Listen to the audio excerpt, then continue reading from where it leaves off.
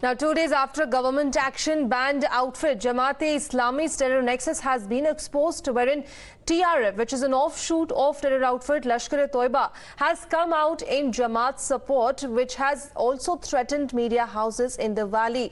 The terror outfit has not only insulted the Indian Army but also threatened to target journalists and media houses in the valley, reminding them of slain editor of Rising Kashmir, Shujat Bukhari. The Srinagar police have filed FIR under the UAPA Act and under various sections of the IPC, wherein the FIR also names Sajjad Gul, and it cites that this is a bid to malign the sovereignty of India and it also poses a danger to the journalists in the valley. Going across to my colleague Pradeep Datta for more on this. Pradeep, this is of course a serious matter which is coming in from the valley, and also we're learning that an FIR has been filed by the police. So what kind of precautionary measures are of course being taken? Because of course we also have our reporters in the valley who are working for us, and this is a grave concern.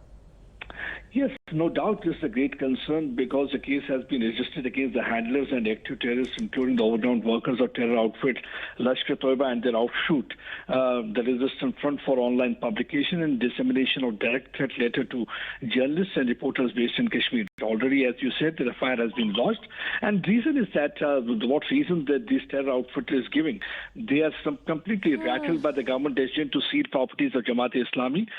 Terror outfit Lashkar-e-Toiba has come out with the threat to the media houses. Now they want to silence their voice.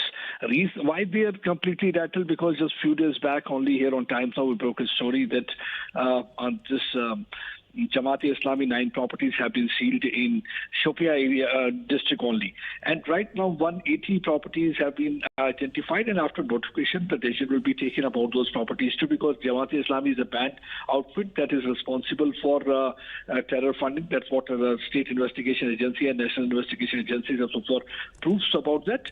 And so what the terror outfit TRF is saying, that these journalists are playing a role of a traitor. Why they are calling Jamaat-e-Islami a terror outfit? If somebody is involved in the terror funding, what one should call that outfit? That's what actually the question arises. Now they are threatening them. They want to silence their voice. Basically, these terror outfits want the journalists to toe their line. They do not want to highlight development. They do not want to highlight peace and prosperity. They do not want to highlight winds of change that is blowing. And that's one of the reasons we have seen that in the past also they tried to silence voice of innocent unarmed civilians. They had gone for those targeted killings of Kashmiri Hindus, either laborers also. Yes, last night also they fired upon 2 laborers from Uttar Pradesh. Basically, they want to make their presence felt. They know people of Kashmir Valley have rejected not only Al-Gawad and Atangwad, but they are on the path of Rashtravad, something that is not palatable to them. That's one of the reasons that they keep on coming out with this thing. But yes, it's a matter of serious concern. That's why the police is looking into it, and they have already named, because this is not first time when the name of the Sajjad Gul has surfaced.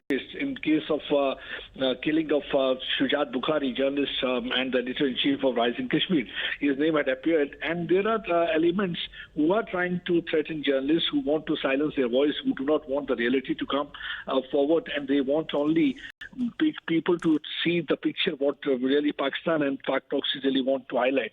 So that's one of the reasons this rattled TRF has come out with this threat, and they have threatened some of the media houses and some of the journalists associated with those media houses that they will be targeting them, and they will have to be ready for the consequences, and calling them traitors. So this is but they will call them collaborators, traitors. This is the word they are using.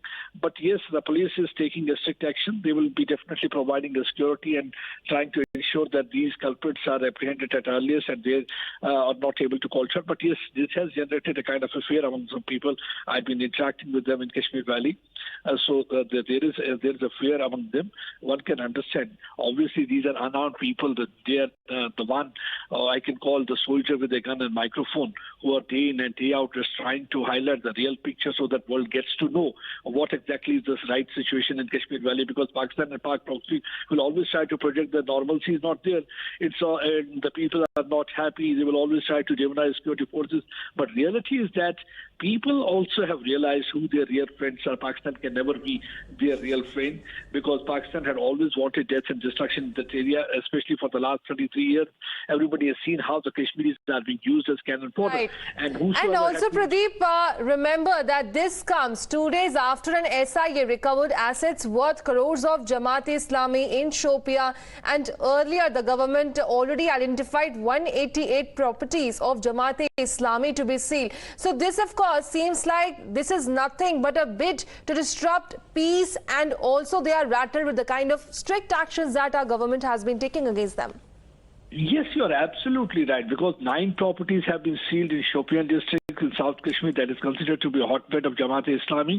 And you rightly said more than 180 properties have been identified, and after notification, those properties also will be sealed because there's clear-cut evidence against Jamaat-e-Islami that how under the name of zakat and Baitul Arm, that is under the name of charity, under the garb of charity, they used to collect money, and that money was provided to outfits like Lashkar-e-Toiba and Yashir Mohammed.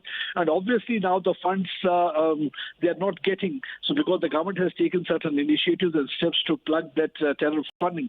So now these people are feeling completely rattled, and they feel now they are looking for one excuse or other, because the story was carried in media houses in Kashmir and that some of them had called them terror organization, because obviously if any of the organization is involved in terror funding, that's a terror organization because they are supporting terror. So now they are saying that you people are traitors, you are calling Jamaat-e-Islami a terror outfit. This in fact also exposes a nexus between the Jamaat-e-Islami and these terror organizations. Yes. So why come all of a sudden somebody will come out and speak for Jamaat-e-Islami? Well, of course, it exposes a big nexus. Thank you, Pradeep, for all those updates on the story. We'll keep tracking the developments.